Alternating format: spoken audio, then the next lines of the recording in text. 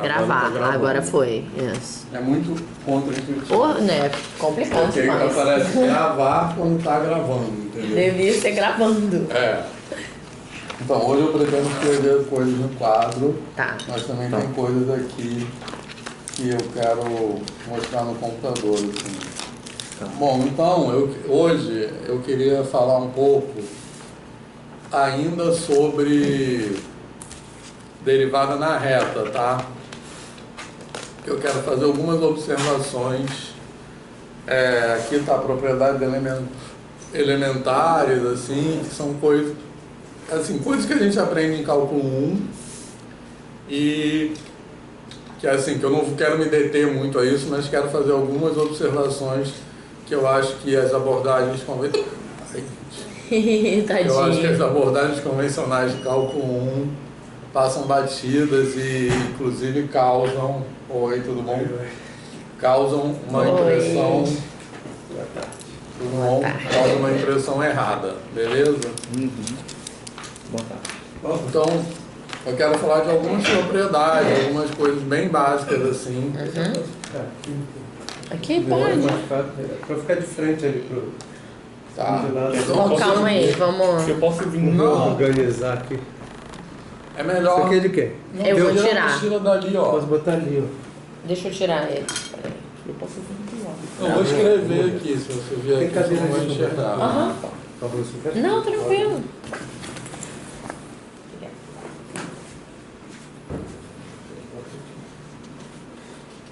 Será que aqui dá o suficiente pra você escrever? Pra mim, Tem a tomada aí. A tomada acho que aqui tá quietinha, tá bom. Ah, tá, você botou aí. Cuidado só de não encostar, né? Tá.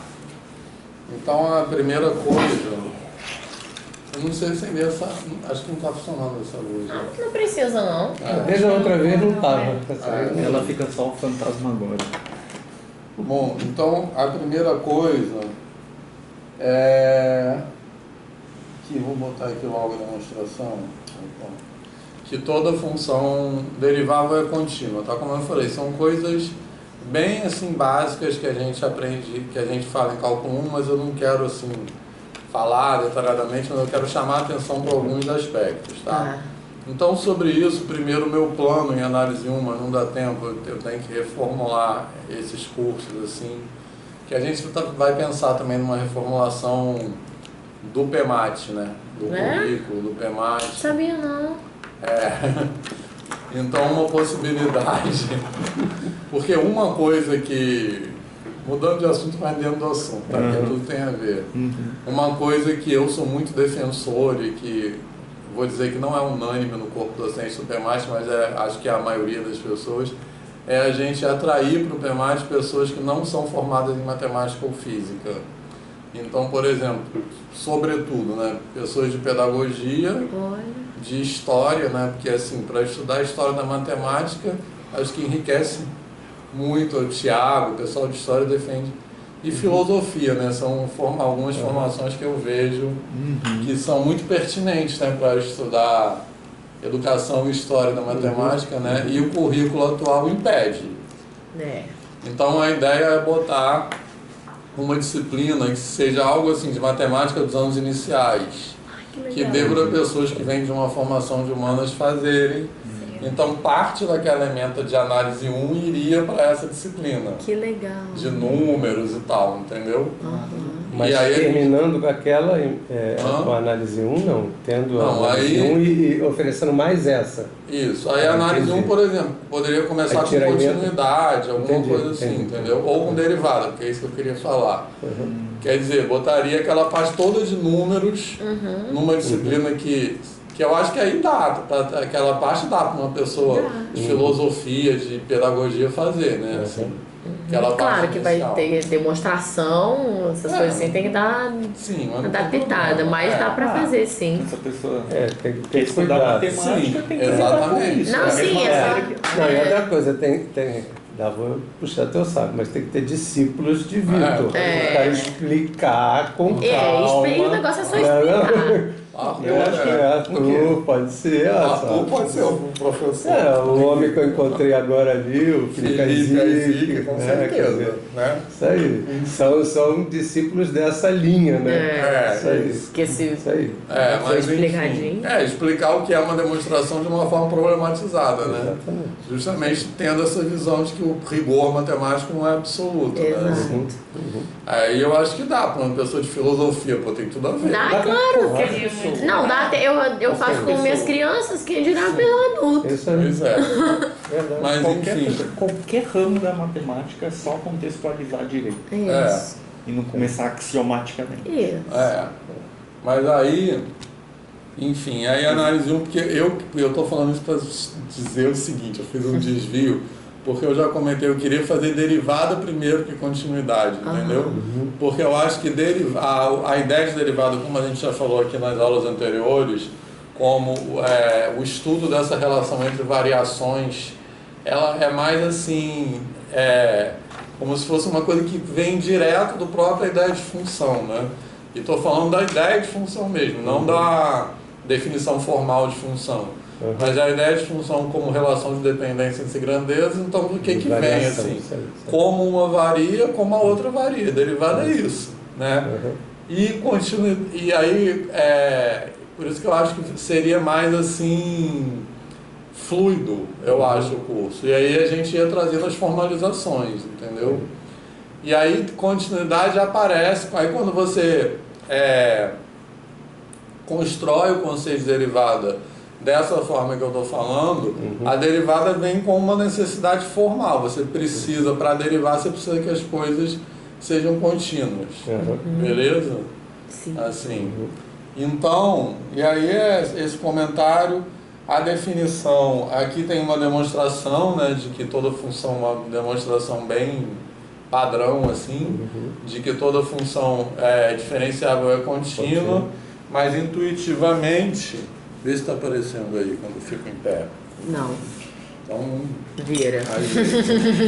Então faça aparecer.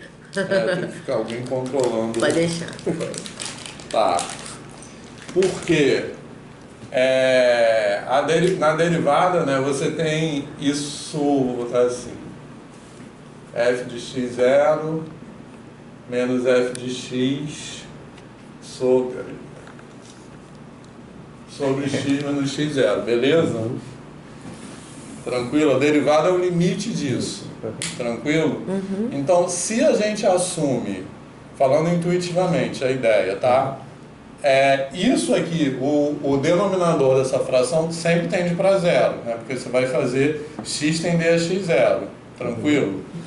Então, se você assume que esse limite, o limite da razão, existe, né? Porque se a função, se a gente está assumindo como hipótese que a derivada existe, é porque a gente está assumindo que esse limite aqui existe. Beleza? Sim. Tranquilo? E aí, a única maneira desse limite, como o denominador tende a zero, a única maneira desse limite ter uma chance de existir é o numerador também tender a zero. Porque vai ficar um zero sobre zero, que aí tem uma chance.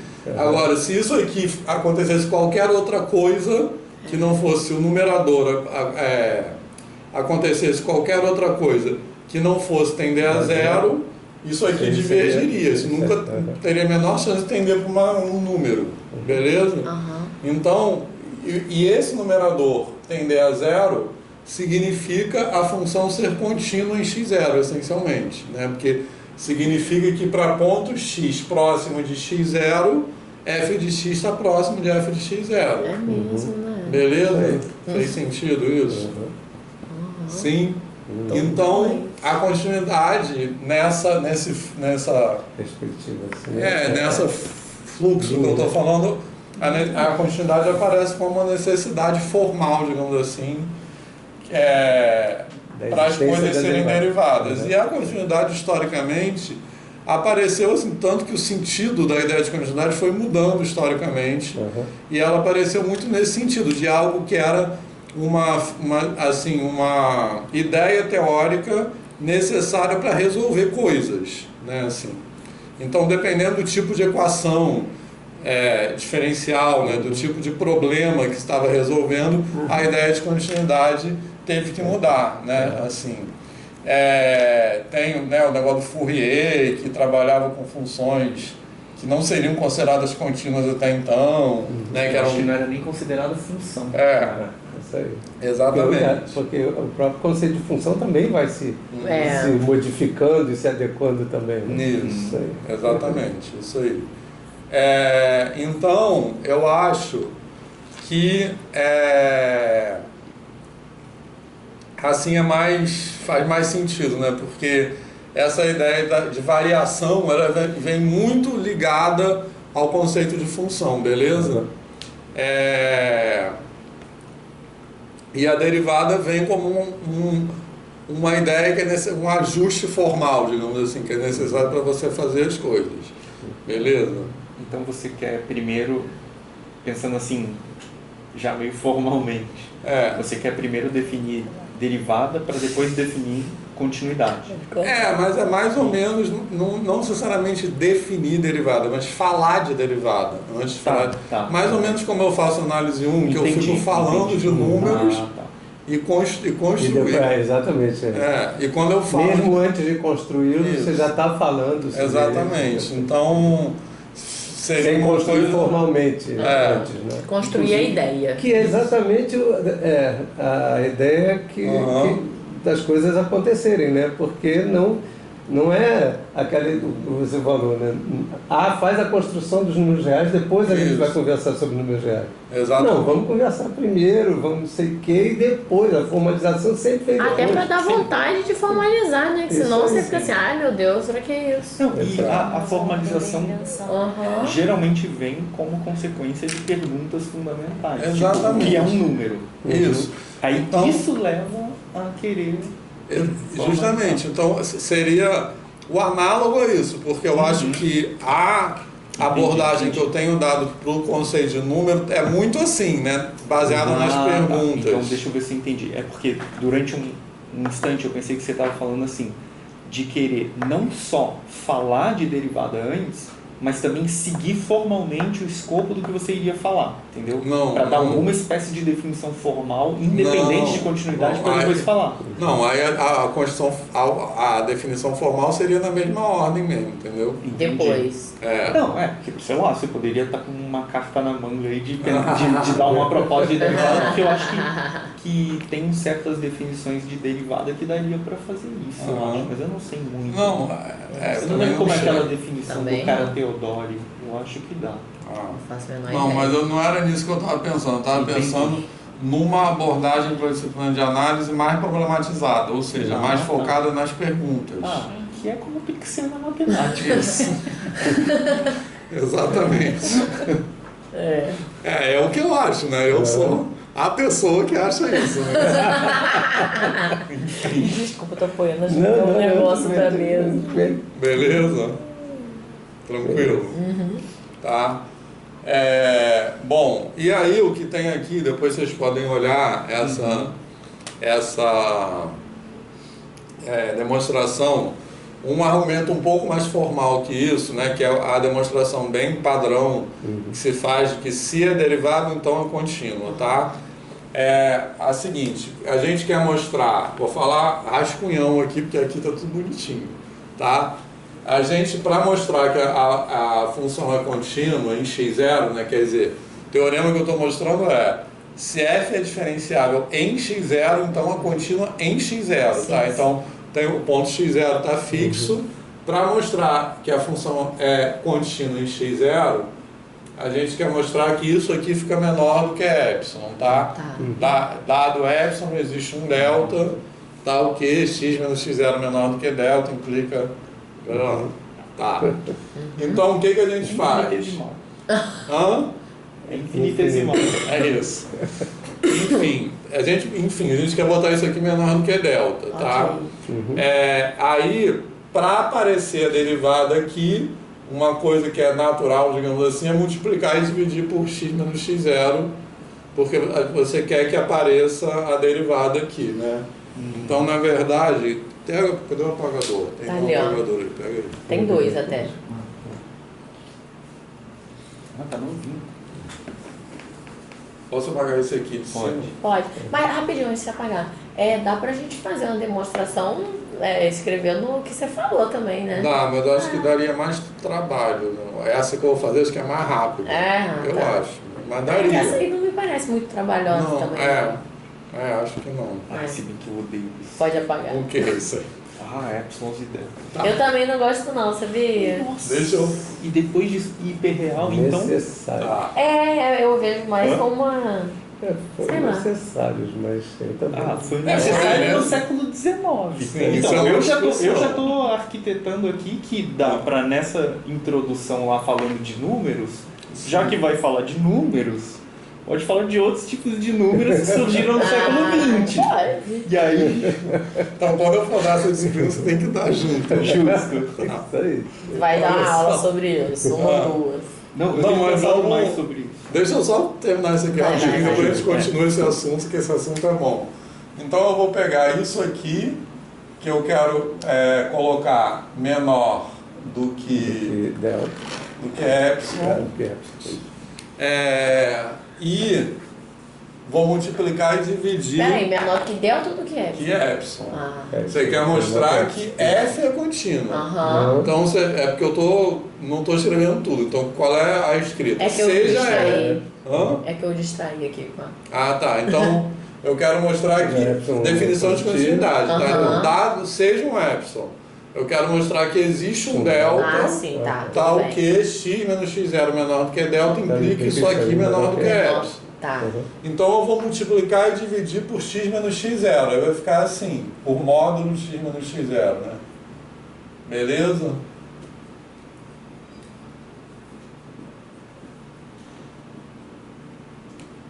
Tranquilo? Tá. Aí eu vou usar o argumento o seguinte, que como o limite disso aqui existe e é um número real, então quando x tende a x0, isso aqui tende para um número real, então existe uma vizinhança de x menos x0 para dentro da qual isso aqui é limitado. Tranquilo? Certo? Tá. Porque senão se ele tende para um limite finito, ele não pode estourar, né? Isso. Na vizinhança daquele tem limite. que ter uma. Tem que ter uma. Exatamente. Então, existe, sei lá, um R maior do que zero, tal que x menos x0 menor do que R, menor do que R. Já tô pensando no desenhozinho, né? No Rzinho. Implica esse negócio todo aqui menor do que um K, tá? Quer dizer que isso aqui fica limitado. O desenhozinho é assim, né? Tipo, chama isso aqui tudo de G, beleza? Tranquilo? Então, se G tende a um limite, na verdade ela não precisa nem estar definida nesse ponto. Então, se ela Aqui é tende... x0, né? Aqui é x0, Isso. E aqui seria uma função g, que é esse negócio aqui, tá? Ok. Se esse limite aqui existe, mais para cá pode até ter uma cinta vertical, por exemplo. Mas pelo menos existe uma vizinhança aqui Sim. dentro da qual ela é limitada. Beleza? Tem a demonstração disso aqui também, que é desigualdade triangular, basicamente. Mas a ideia, o desenhozinho é esse. Aí sentido. faz assim, tinha um Rzinho. Isso, Rzinho existe um E K o K, aqui. K. Beleza? Bom, aí o que vai acontecer? Isso aqui fica menor do que K, tá? Certo? E aí basta eu pegar, então antes eu começo assim, seja epsilon maior do que zero. Isso aqui tinha que estar escrito antes disso, tá? Mas daqui tá tudo bem bonitinho. Tá bom. Eu vou pegar epsilon maior do que zero. Aí eu vou escolher delta, aí eu sei que existe esse K. Eu vou escolher delta quem? Epsilon sobre K. Por quê? Porque aí isso aqui vai ficar menor do que K E isso aqui é menor do que... Eu vou escolher delta igual a epsilon sobre K. Então,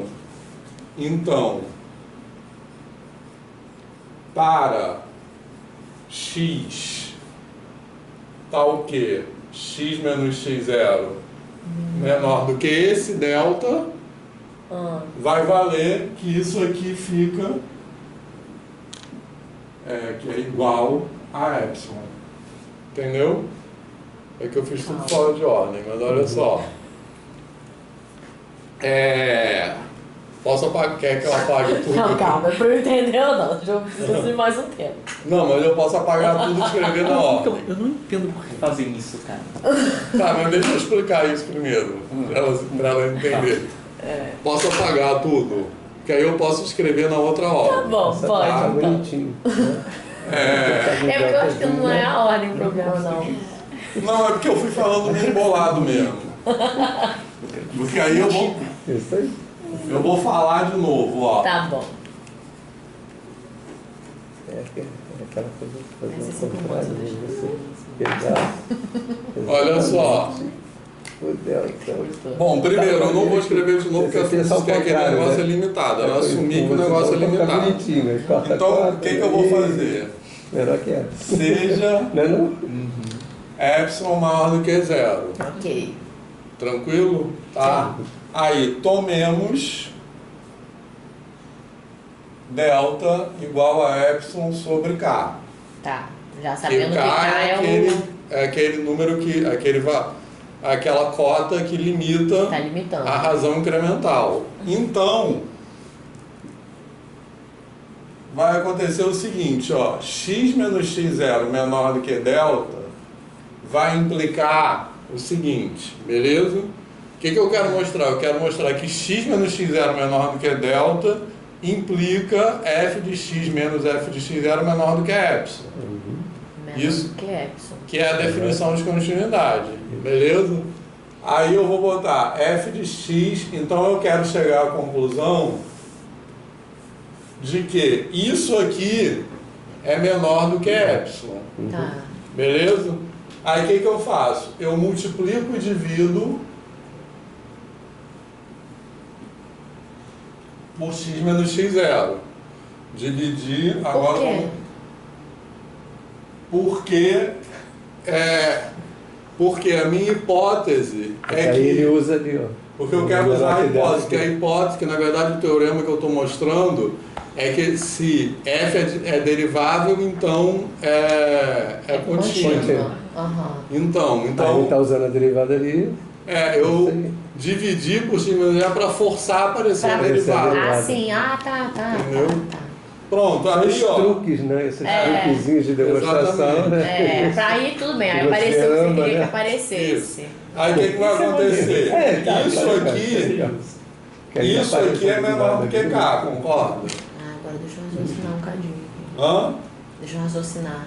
É porque isso aqui é menor do que K, que tem aquele K lá que é a função ilimitada. Ok. Tá, tudo Beleza? bem. Ok. E isso aqui é menor do que delta. Porque se a gente diz... Porque eu tomei o x menos x0 menor que esse delta escolhido. E quem é esse delta? Epsilon sobre K. Então fica epsilon. Entendeu? Entendeu? Agora destrói. Não é destruir. Esse K é menor que K, o outro é menor que delta, que o delta forma uma daquele jeito. E aí o de K fica menor que epsilon. É porque, tipo assim... Entendi agora.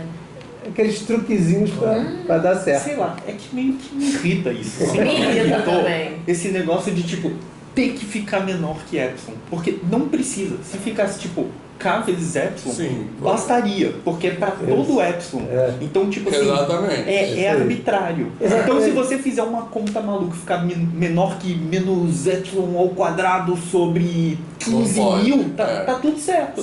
Tá tudo certo. Exatamente. É só pra ficar bonitinho. Não, É então, só para ficar bonitinho. Basta que apareça no final aqui algo em função de epsilon que tenda a zero quando então, epsilon se tiver fosse... zero. Porque o epsilon é o erro. Isso. Porque é sempre assim, eu quero tomar um erro e eu quero que garantindo que eu consigo pegar uma coisa perto do argumento que esteja dentro desse erro, né? A margem. É isso que está fazendo. E aí o negócio então você pega um epsilon qualquer, que é o seja epsilon, e aí você tem que garantir um delta que satisfaça isso. Só que aí basta você tomar delta igual a epsilon. Isso. Já resolve. É muito mais óbvio. Se tomasse delta igual a epsilon, ficaria K epsilon no final. Mas como é para todo epsilon, vai ser, pensa assim, tipo, A menos B menor que epsilon para todo epsilon. Aí você pode pensar... B menor que epsilon. Isso. Mas quantificando para todo epsilon, você meio que está falando assim, A é praticamente igual ao B. Porque como é menor que todo epsilon, ele vai ser menor que 1 trilhão, mas vai ser menor que 0,1 trilhão de zeros e 1. Então ele está muito perto, porque para todo mundo. Quantificar para todo mundo é muita coisa. E é um epsilon real, então você está quantificando um contínuo que você pode até falar que é Aleph 1, se você assumir a hipótese do contínuo. Mas enfim, nós assumimos a hipótese do contínuo. Tudo bem, podemos assumir. É só que essas coisas lá no tempo a gente tinha que ficar bolando os deltas. Então, eu acho para que encaixasse aqui não, e chegasse no final. Quer que pode tirar o quadro? Eu acho que pode deixar no quadro. Mas é isso que eu tô falando. Não aparece mesmo. Eu acho que é mais importante entender o funcionamento da coisa tá aparecendo os dois do que agora. arquitetar para dar uma conta que supostamente é mais bonita. Mas não é mais bonito. Não, eu quero inclusive acrescentar uma coisa no argumento do Arthur, que não só isso não precisa, como essa preocupação de ficar ajustando o epsilon, às vezes ela desvia a nossa atenção. Isso! Completamente, porque você pega um livro, aí você vai ler, aí ele fala assim, seja epsilon igual esse troço. Aí você fica assim... Aí você fica assim, o quê? Aí você tem que ler tudo pra no final você voltar. Isso. Então, tipo assim, atrapalha a fluidez do pensamento. Atrapalha. Elon Lages Lima e o seu curso de análise. Né? Exatamente. Aí você pergunta, que Epson, que Epson, meu Deus! E a primeira vez que eu vi isso, eu falei, você falava muito isso no curso de funções. Eu entendi muito mais ainda, porque eu agora sei que você tinha acabado de defender o seu doutorado em 2004, quando eu entrei na especialização em 2005, você vai dar o curso de funções. Eu estava conversando isso com o Daniel. E aí você falava muito dessa coisa de ficar ajustando esses, né, para que chegue... Não, o negócio é entender. Não, porque, assim, até teria o mérito de aprender a escrever de uma maneira sistemática, de um certo jeito. Mas eu acho que tinha que ser paralelo ou posterior a isso. E não durante o negócio. Porque o propósito principal é entender. E se está atravancando entender, é porque isso é o problema, e não as pessoas que não estão entendendo. Atravancando entendendo no sentido que isso acaba se colocando como uma coisa que tem um destaque exagerado que oculta a ideia da demonstração. Desvia o foco. Desvia o foco. Então, na verdade, qual é a ideia? Falando em outras palavras, é que como isso aqui, né, a razão incremental, né, como esse limite existe, portanto ela é limitada, então o que vai acontecer é o seguinte, que f de x menos f de x0, que é aquilo que eu quero mostrar que fica pequeno, é menor do que 1k, que é aquele k lá, vezes x menos x0. Entendeu? Então, como vale essa desigualdade, beleza? Porque eu só substituí o k ali em cima, tranquilo? Então, quando isso aqui ficar pequeno, então isso aqui também ficará pequeno. É isso que significa ser contínuo. Isso aí. Então, e o grande negócio é a implicação de chegar nessa desigualdade. Porque a derivada implica que você pode escrever essa igualdade, por conta dessa limitação, e aí o resto você pode tomar. Seja delta igual a 30.000 epsilon. Isso. Pronto, funcionou. Sim. Porque aí fica óbvio, você vê que para qualquer negócio que você tomar, vai funcionar já. Na verdade, é só entender que a derivada fica menor do que o K. Isso. E aí, até você multiplicar, cruzar, né, passar pra lá, também só pra... Na verdade, é a mesma ideia daquela coisa que eu falava exatamente. Antes. Porque só que o foco muda. Então, o que está escrito aqui, ó? Se a razão está controlada, então o numerador está controlado em função do denominador. É só isso. Que é basicamente a mesma coisa que eu tinha falado antes. Então, exato. isso pra mim é uma prova. Fechou. Mas Não tem que... Sim. Tipo assim, porque a prova também é uma coisa contextualizada. Isso. Tipo assim, por exemplo, se eu vou fazer teoria de provadores automáticos, ou seja, se eu quero formalizar uma prova para pôr no computador, apertar um botão e aí acontecer uma conta lógica para verificar se está aprovado ou não, aí é outro contexto. Aí eu tenho que formalizar mais, é outra coisa. Mas se eu estou num livro, as palavras que você falou agora, prova. Sim. Mas entenderam as palavras que eu falei agora?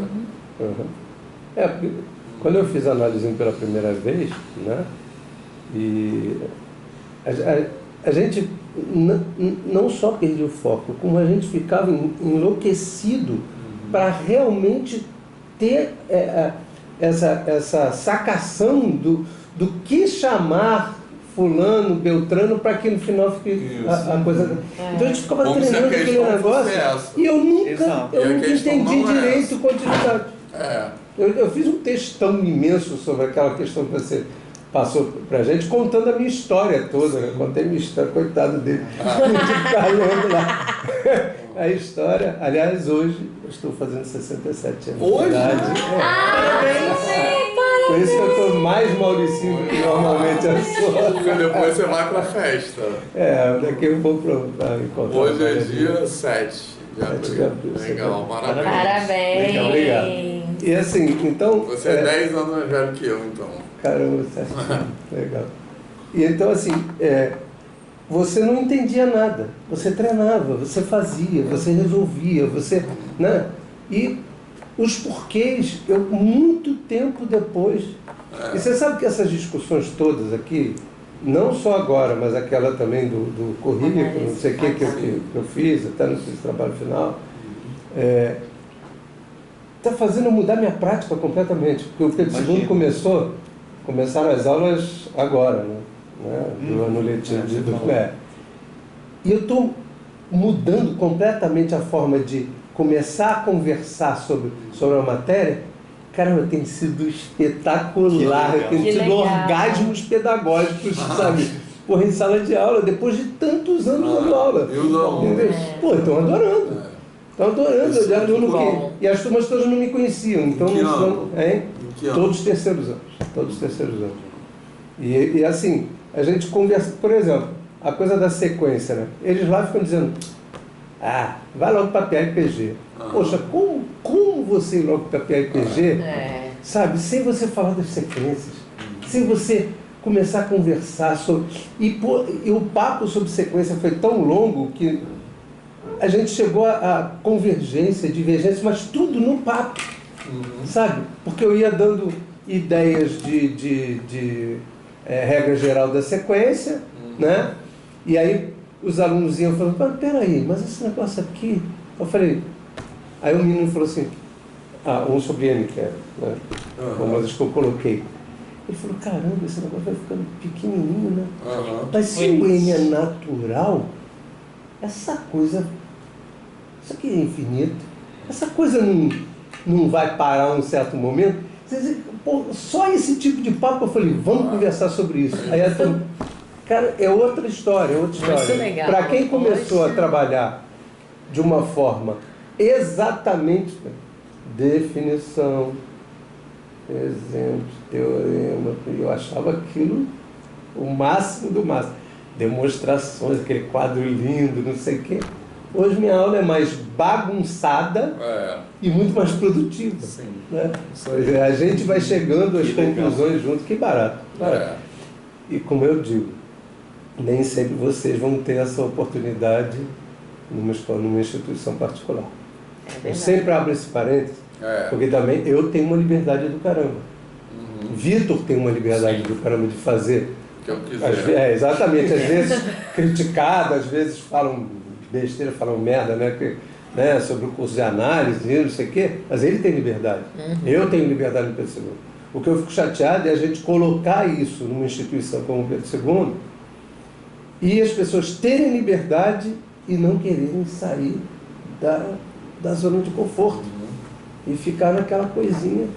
Poxa, mas aí você... Pô, eu já dei tudo de PA, botei as fórmulas, não sei o que. Ó, legal. Meu Deus do céu. Uau! Falei, ali eu bati um papo sobre sequência. A aula foi legal pra caramba. Entendeu? Então, você deu uma aula de matemática. O cara apresentou as fórmulas. Pior que o cara só fez assim, definiu, botou a fórmula. Pô, o AN é tão fácil de você induzir o aluno a chegar, né? A soma também, você vai mostrando propriedade, não sei o que. O cara botou as fórmulas. Começou a fazer exercício com os caras. Ai, então é meu coração. Eu ia morrer, eu não ia aguentar 5 minutos numa coisa dessa. Essas são as formas, agora aplica aí. Mas da onde vem essa desgraça dessa fórmula? Outra discussão legal, eu mostrei um livro que eu depois também vou compartilhar a versão digital que eu consegui ter, que é esse Visual Differential Geometry and Forms. E ele faz tudo, tipo, muito desenhado, muito geométrico. E ele usa uma noção, assim, meio que de infinitesimal também. E aí eu tava lendo, cara, é incrível como fica muito mais natural. Porque, tipo, você vê que vira tudo semelhança de triângulos. Só que você compara triângulos infinitesimais com triângulos que são do tamanho normal. E aí, as comparações espertas que você faz, vai construindo todas as formas, todas as métricas, todas as coisas que você precisa. E você vê que os caras pensavam assim. E aí você vai usando o quê? Teorema de Pitágoras e semelhança de triângulo. E pronto. Bum! Você consegue fórmula de curvatura, tudo. Legal, né? Só que aí eu poderia o quê? Ficar usando um monte de limite, um monte de coisa e esconder tudo isso. Só que é direto. É direto. Eu ensino geometria diferencial agora para a escola, se eu quiser. Legal. Verdade. E aí, complementando o que você estava falando, é muito legal quando você vai dando aula assim, aí os alunos daqui a pouco começam a te cobrar de, tipo assim, as explicações. Isso. É muito legal, eles ficam críticos. Mais ainda. Não, no 8º ano, eu tô com o 8º ano, aí tô dando potência, né? Aí eu mostro por que todas as propriedades funcionam, mostrei tudo. Aí, quando chegou no A elevado a zero, todo número elevado a zero dá 1, né?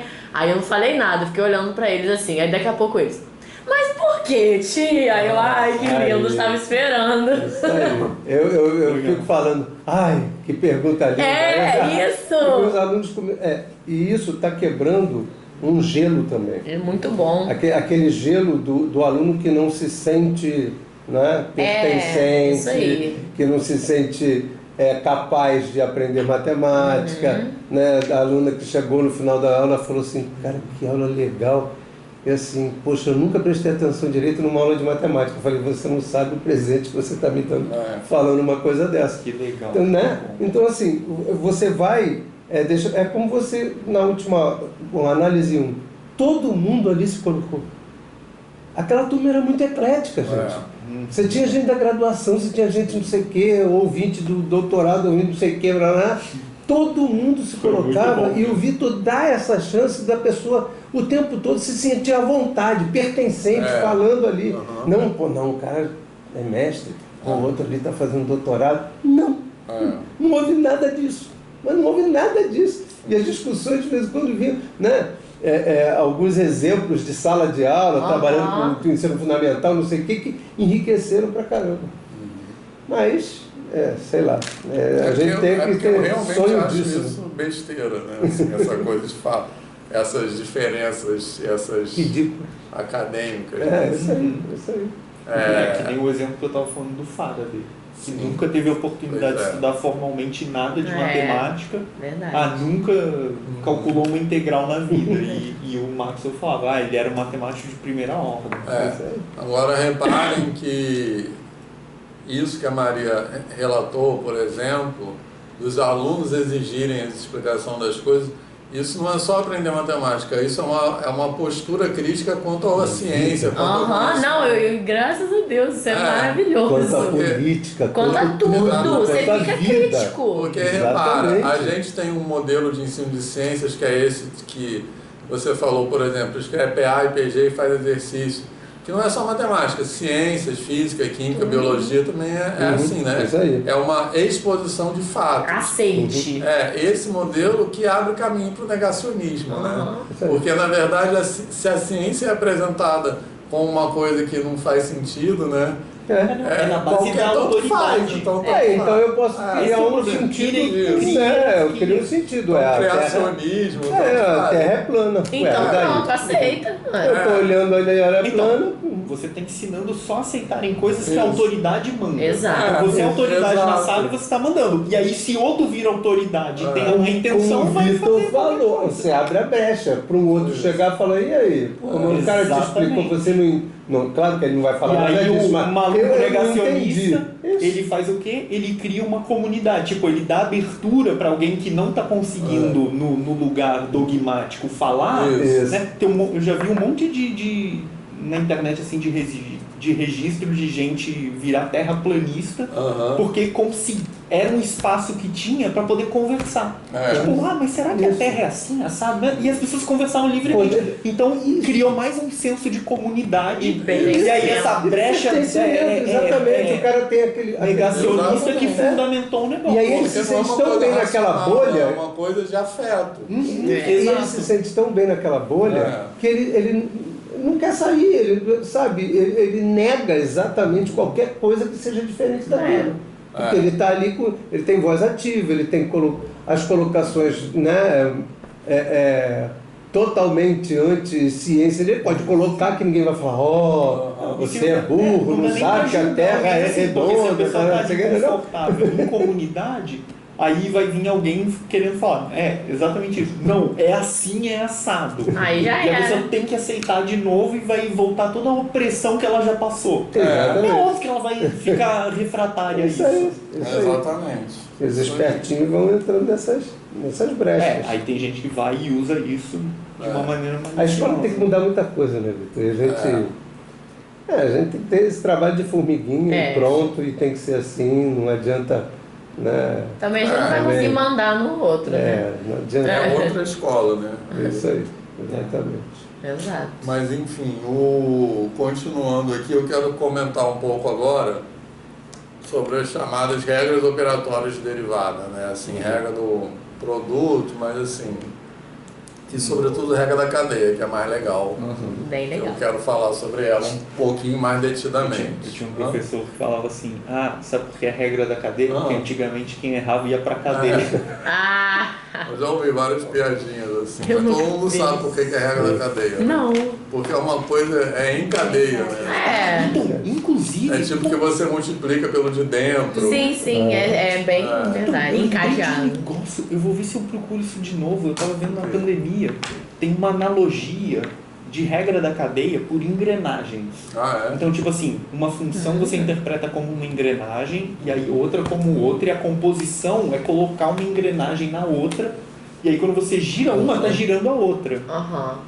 E aí você interpreta a composição assim. E aí eu lembro que eu vi isso durante a pandemia, que eu vi como uma interpretação assim problematizadora disso, só que eu não pensava assim nesses termos ainda, mas eu estava ao mesmo tempo estudando hiperreais, aí eu pensei, se eu colocar uma engrenagem com infinitos dentes e a outra com uma quantidade infinitesimal tal, dá para formalizar por engrenagens, com um número hiperreal de dentes, a regra da cadeia. Eu vou ver se eu faço isso de novo.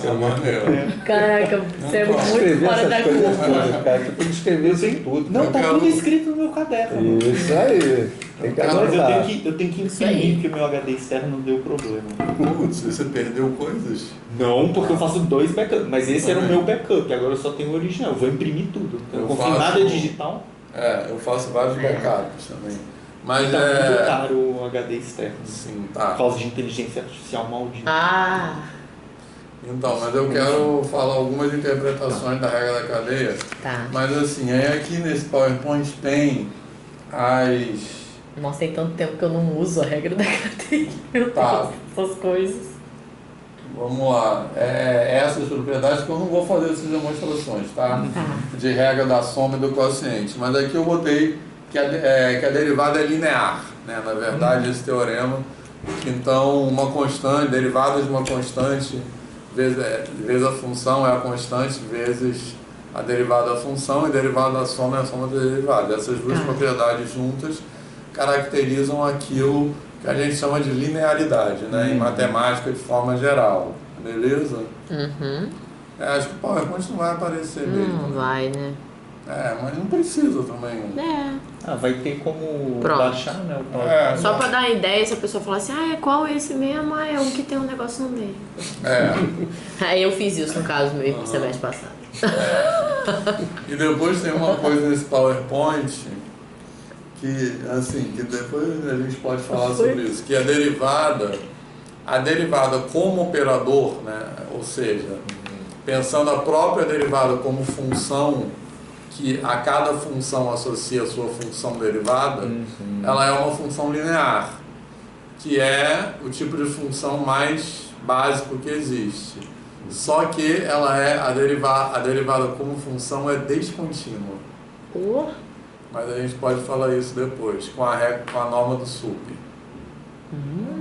Mas Eu não sabia isso não. Tá, então no final a gente explica melhor o que eu quero dizer com isso, tá?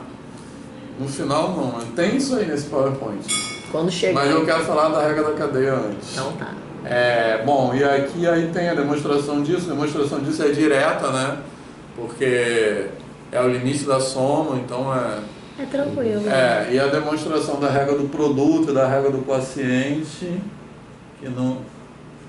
Isso. Aí, regra do produto. A regra do produto, você usa aquele truquezinho de somar e subtrair uma coisa. Tá. Não precisa fazer não, né? Vocês lembram disso. É bem assim, bobinha, digamos, essa demonstração. Aí a regra da cadeia tá aqui. Calma. Não, isso aqui é spoiler. Vamos falar sobre a regra da cadeia, mas antes... Lembra ela aí, Vitor, por gentileza? Vou lembrar, calma. Antes, eu quero falar algumas coisas sobre a regra da cadeia, tá? Mas antes, uma outra observação que eu acho que é assim, importante a gente lembrar, que é o seguinte: eu acho que em cálculo a gente aprende muito essas chamadas regras operatórias como fórmulas. Beleza? Então, tipo assim, a derivada de f mais g é f' mais g'. Derivada de f vezes g é f'g mais fg'. E assim por diante. Mas é importante lembrar que elas são, na verdade, teoremas. No seguinte sentido, o que elas dizem? Por exemplo, a regra da soma. Ela diz o seguinte: se por hipótese f e g são deriváveis num ponto x0, então a função f mais g é derivável e a sua derivada é dada por f' mais g', entendeu? Que legal. Então, vou até escrever aqui essa... Posso apagar? Os meus formulários era U e V. Aí era assim, a derivada de U sobre V é V' menos U V' sobre V2. Mas olha como é que eu tenho de cor. Isso daí em 1830. Era U e V mesmo. Galois era U V', isso aí, Galois era... Eu lembro que uma vez... Ele que me mandou a fórmula. Uma vez eu estava dando cálculo 1, aí tinha... Lembra que antigamente na UERJ tinha um professor que era muito lendário, chamado Pinha? Que era um professor que era... Silvio Pinha. Isso, que era um babacão. Um babacaço. Ele foi meu Gostei professor bastante. no CAP UERJ, esse babaca. Depois, quando eu ingressei para a UERJ, comecei a fazer engenharia lá, eu fiz cálculo 1 com ele, com esse bosta. Era um bosta. Era aquele professor... Minha prova era Prestobaba. Foi quando criaram o Prestobaba. O Prestobaba tinham 2 lâminas. Tá. Aí falava assim, o anúncio era assim, Prestobaba é assim, a primeira faz tchan, a segunda faz tchum, e tchan, tchan, tchan, tchan. Esse merda falava isso nas provas dele. Eram 2 questões, a primeira faz tchan, a segunda faz tchum, todo mundo querendo dar uma cadeirada nele, tem que ficar parado olhando para aquela cara de idiota. E ele era esse professor Silvio Pinho. que fazia uma pantomima, assim, que o negócio era muito difícil. Isso, e que ninguém ia conseguir. Parece aquele Tropa de Elite. Nunca será, né? Meu Deus do céu. Perde pra sair. E aí eu tava há algum tempo atrás, assim, eu tava dando cálculo 1 e tinha uma menina que vinha da UERJ que tinha feito cálculo 1 com esse cara e tava fazendo de novo. Aí eu dei essas fórmulas aí de soma, produto. Aí eu falei, essas aqui são as fórmulas. Aí ela falou, e as outras? O senhor não vai dar não? Aí eu falei, que outras? Aí as outras eram assim, tipo, E elevado a F, isso era uma fórmula, que é um caso particular da regra da cadeia, entendeu? Então, ele dava um formulário que tinha tipo 50 fórmulas. Só pra dificultar a vida da pessoa. Mas que era Coitados, tipo assim... meu Deus. Ele mandava plastificar. Tipo assim, seno de F de X. Isso era uma plastificado. Me poupe. 1 bilhão de... me poupe, gente. Isso aí. E ele falava que tinha que decorar essas fórmulas. E ele dava sorte, sabe o quê? Que não chegava alguém que já sabia pra esculachar ele. Sim. Que era todo mundo, coitado, inocente. Porque se chega alguém que sabe, acaba com a vida dele. Isso. Cara, eu tô até Entendeu? pensando A ignorância, né? na tese da Hannah Arendt da banalidade do mal. Tipo, alguém medíocre numa posição de poder vai azucrinar a vida de todo mundo. Exatamente. E ele reprovava um monte de gente. Óbvio, né? E quando ele me viu lá, que ele tinha sido meu professor no CAP, lá no CAP você passou, aqui não vai. Eu falei, eu vou sim. Ele já deve ter morrido, né? Ou não, sabe? Já. A idade que tinha, eu falei assim, eu vou passar sim. Então não podemos falar mal dele. Não podemos? Podemos. Não. Podia se tivesse vivo também. Se tivesse aqui, Não, estando vivo, pode ser que semana que vem ele tivesse uma iluminação e falasse, nossa, errei minha vida inteira. Aí beleza, mas já morreu, abraço. Enfim, mas eu queria só comentar sobre as demonstrações. Tá. Que eu vou botar como exemplo a demonstração da regra da soma, que dá menos trabalho para escrever. Tá? A regra do produto é aquela que você tem que somar e subtrair uma coisa. Mas normalmente em cálculo 1 se escreve, porque você tem F e G, tá? Duas funções. Beleza? Normalmente em cálculo 1 se ensina, se apresenta a regra da soma, por exemplo, da seguinte forma. Escrevendo assim, ó. Eu vou limite, vou escrever assim.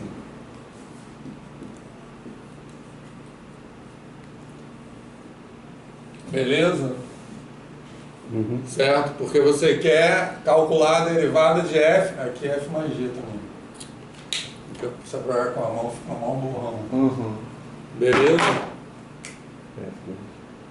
F mais G de X, beleza? A função... que tá de lado. É a função, você quer derivar a função F mais G, beleza? Tá bom. Aí, isso aqui, por definição, é limite com H tendendo a zero de F de X mais H mais G de X mais H menos F de X menos G de X sobre H, beleza? Tá? Aí isso aqui é limite, aí posso separar em dois limites, de F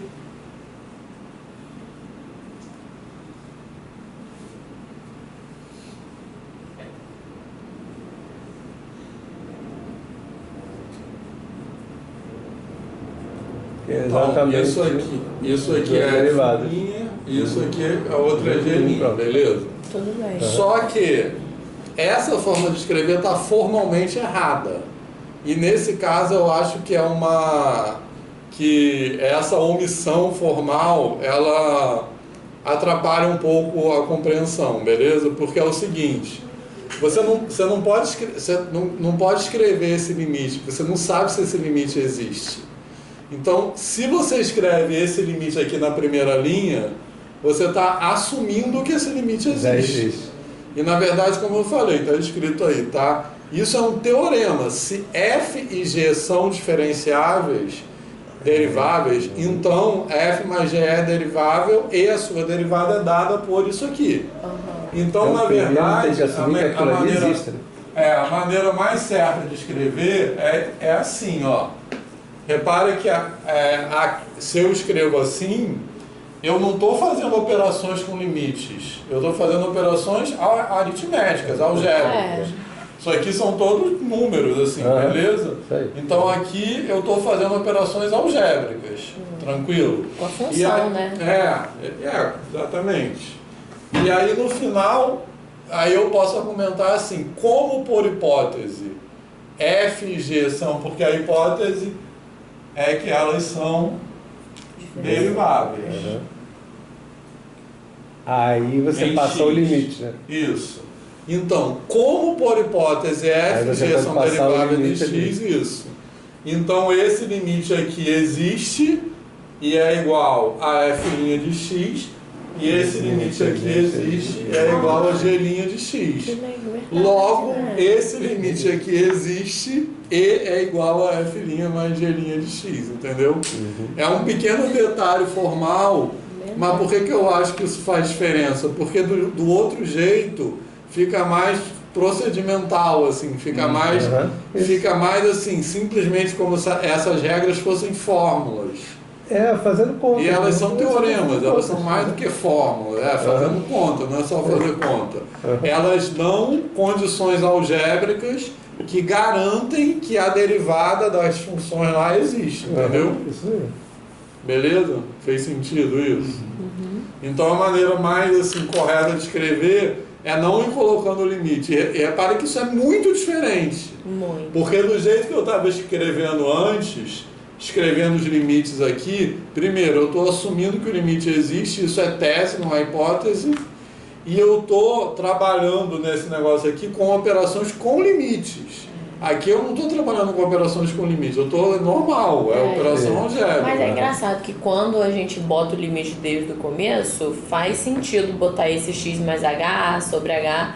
Quando não coloca, aí dá uma sensação de por que eu escrevi isso? Porque você já sabe onde quer chegar. Tá, justo. Ok. Certo. Entenderam o meu argumento? Entendi. Sim. Difícil é saber escrever isso aqui no meu caderno. Tá. Mas aqui está escrito assim, ó. Essa aqui é a regra do produto. Aí faz as coisas aí, ó. Como por hipótese, tarará, é igual a f', então A é igual a g', então tarará. Tá. Ok. Vou tirar a foto que depois eu vejo quando eu escrevo. Tá, mas aí tá igualzinho. Mas é porque eu sou sei lá, tem que ser da minha cabeça. Tá. Bom, então agora finalmente falar sobre a regra da cadeia, tá? Beleza? A regra da cadeia tá o enunciado, tá mais pra frente. Pode apagar isso aqui? Pode. Eu vou fazer uma justificativa para a regra da cadeia, que é a que eu faço em cálculo 1, que não é uma demonstração genérica, tá? Porque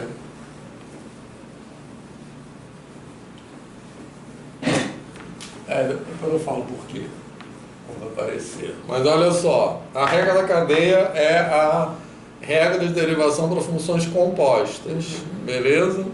E aí eu quero falar de uma interpretação, vou falar aqui uma justificativa à regra da cadeia, e quero falar uma interpretação que tem, inclusive, GeoGebra dele, que o Arthur vai amar esse GeoGebra. Bola G. Isso. Então, na verdade é o seguinte, você quer derivar, né? Você tem duas funções f e g, então, por hipótese, você tem duas funções f e g, beleza? E aí eu vou pegar y0 igual a g de x0, beleza? Tranquilo, por quê? Porque aí f bola g de x0 vai ficar f de g de x0, que é igual a f de y0, beleza? Certo? Tá. Tranquilo? Y0 é igual a g de x0. Tá. Tá? Uhum. Então o teorema, a regra da cadeia, diz o seguinte: se G é derivável em x0 e f é derivável em y0, que é g de x0, beleza? Então, f bola g é derivável em x0 e a sua derivada é dada por f' de y0 vezes g' de x0, beleza, pessoal? Tranquilo? Tá? Que em geral se escreve assim, f' de g de x0 vezes g' de x0, beleza? Tranquilo? Tá de boa? Bom, então a primeira coisa que eu quero destacar é, assim como eu falei das outras regras, essa não é só uma fórmula, essa é um teorema. Então ela garante isso, que com essas hipóteses aqui, ó, né, G é derivável A e F é derivável, então F bola G é derivável e além disso ela dá uma fórmula. Mas isso aí não é só a fórmula, é um teorema que garante condições de diferenciabilidade para essa função. Tranquilo, pessoal? Sim. Eu estou podendo justificar exatamente aquilo que eu escrevi para você. Eu sabia a fórmula. Eu sabia que eu tinha que derivar isso aqui, de dentro. então, Né? É só isso. Isso aqui então é uma coisa que é muito, aí cálculo 1 fica dando um monte de exercício bizarro, derive aí. Isso aí. Aí fica, né? Não, e você nem falar logaritmo da prerrogativa, né, de ser derivável ou não. Porque isso. senão aquilo ali não tem lógica nenhuma. É como se todas as funções fossem deriváveis. É verdade. Porque dá essa havia aquele sensação formuláriozão lá, U e V. Isso. Qualquer V. Qualquer U e qualquer V. Exatamente. Mas é mesmo. Exatamente. Assim, a sensação que dá no caso, né? Plastificada. E aí Eu joguei aquela depois... porcaria fora. Aí depois esse U aparece de novo em integral, né? Porque aí tem, aí tem DU, DV, que faz aquela chamada substituição simples.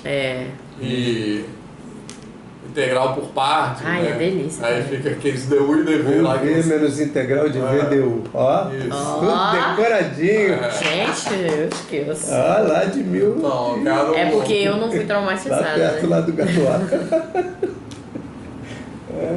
Quero falar... Desculpa, vamos lá. Beleza? Isso tudo tá escrito no PowerPoint, tá? Eu não sirvo pra olhar, pai. Que horas são? 48, 2h48. Tá. Eu hoje umas 4 horas eu tenho que meter o pé, tá? Com certeza. Infelizmente. Não, Porque a aula é muito felizmente. boa. Não, felizmente para outra coisa, mas infelizmente por causa da aula. Minha mulher falou, você vai à aula? Eu falei, eu vou perder a aula do Vitor. Eu, hein? Um presente desse? Isso aí, ela é a minha. Pronto. Se fosse do Silvio Pinho, não ia. Pode copiar do meu, se você Que eu peguei quiser. na vida. Não, tranquilo. Vou apagar que eu olho aqui. Não tem pressa, mano.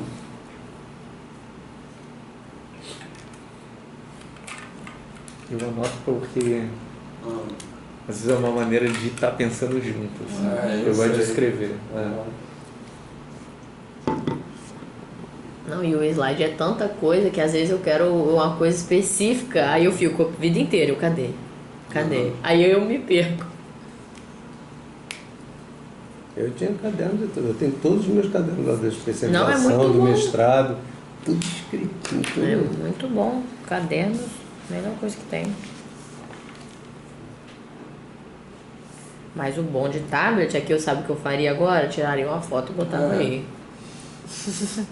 E aí você tem no lugar que você quer, né? Organizadinho.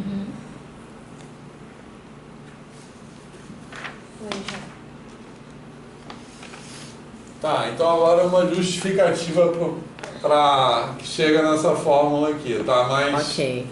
Mas depois uma justificativa é meio uma conta que eu vou fazer. Tá. Mas eu quero pensar nessa fórmula aqui geometricamente, só não estou me controlando para não dar spoiler, mas assim, pensar. E isso que eu vou mostrar, na verdade, foi provocado pelo Ivo, uma vez. Sabem quem é Não. Sim, eu sei. o Ivo? Ele é o quê? Mestrando, doutorando? Já vai defender, doutorando. Já vai defender agora, em breve. Legal. Mas foi aluno de graduação, mestrando, doutorando do PEMAT. Legal. E uma vez ele fazendo essa disciplina, ele perguntou isso. Eu falei, nunca entendi, por que multiplica? Né? Porque na verdade é isso. A regra da cadeia diz que a derivada da composição é um produto. É um produto. Né? Então, quando você deriva, você transforma a composição em um produto. Ele, por que multiplica? Né? Assim, nunca ninguém me explicou isso. Aí eu fiz esse GeoGebra que eu vou mostrar para vocês pensando, né, provocado por essa pergunta. Que legal. Tá? Mas antes disso, posso apagar, né, agora? Só fazer uma continha, que não é uma demonstração porque ela não é genérica, tá? A demonstração também não é difícil, mas é um pouco mais, tem que ter trabalhosa, digamos. Então, eu quero derivar f bola G, tá? Então eu quero trabalhar com isso, botar aquela razão que se eu passar o limite é a definição de derivada, tá? Okay. Então f bola G de x0 mais h menos f bola G de x0 sobre h. Ok. Ou seja, repara que eu não estou botando o limite, tá? Sim, não está o sim. limite só no final, tá? Então isso aqui vai ficar f de g de x0 mais h menos f de g de x0 sobre h, beleza? Aí eu já botei esse y, já deixei isso aqui escrito espertamente que eu vou substituir ali, tá? Ok. Vou botar em função de y0. Agora eu vou pensar o seguinte, isso aqui é um ΔY sobre ΔX, tá? O H é um ΔX e o que está no numerador é um ΔY, tá? Só que como eu estou trabalhando com composição de funções, né, f bola g, vamos dizer assim, o ΔY da g é o ΔX da f. Isso. Concordo por quê? Porque o contradomínio da g vai ser o domínio da f. A variável independente da f é a imagem da g. Tranquilo? Beleza? Então, eu vou colocar aqui, eu vou chamar de uma letra também, o delta, porque aqui está o ΔY da f. Tranquilo? Eu vou explicitar aqui o ΔY da g, que vai ser o ΔX da f. Ok. Então eu vou chamar de uma outra letra lá, digamos K, esse ΔY da G, que vai ser quem? G de x0 mais H menos G de x0, beleza? Ok. Tranquilo? Sim. Esse é o ΔY, como eu falei. G. E aí vai aparecer isso bonitinho isso que eu estou falando, ΔY de um, que é o ΔX da outra, vai aparecer muito claramente na conta que eu vou fazer aqui, tá? Então, o que vai acontecer? Isso que está aqui dentro do parênteses da f vai ficar y0 mais k, concorda? Porque isso aqui é Isso aí. g de x0 mais k, que é y0 mais k. Então, isso aqui vai virar f de y0 mais k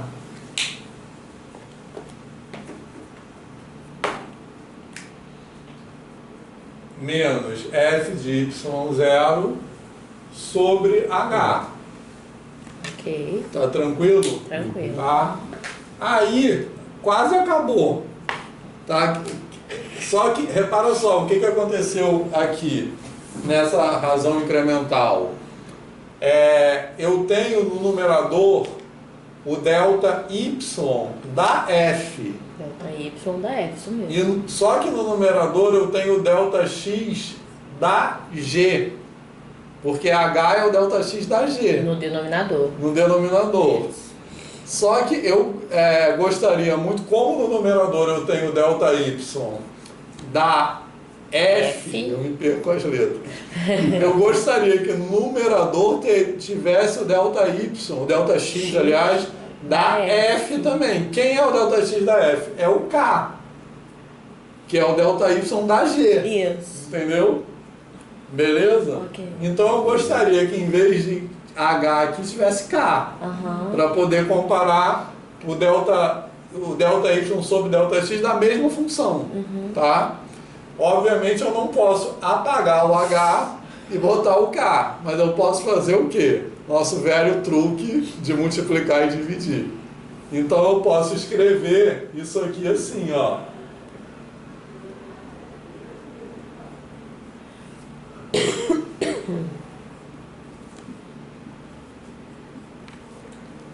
Concorda? Concordo.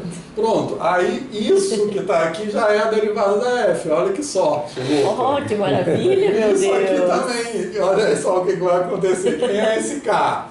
É isso aqui. Então a É a F derivada da G. de Y0 mais K menos F, aqui é Y0, tá? Menos F de Y0 sobre K vezes G de X0 mais H. Olha que bonito. Gente, muito legal, né? Aí agora, para completar aquele argumento, como por hipótese F é derivável, então isso aqui tende para F' de Y0. E como por hipótese G é derivável, beleza? Eu acho que esse argumento é bem legal, assim. Muito legal. E por que eu falei que não é uma prova? Vi nem a demonstração. Mas por que não é uma demonstração? Porque você tem que garantir que esse K aqui é diferente de zero na vizinhança, porque você vai multiplicar e dividir. É só esse o problema.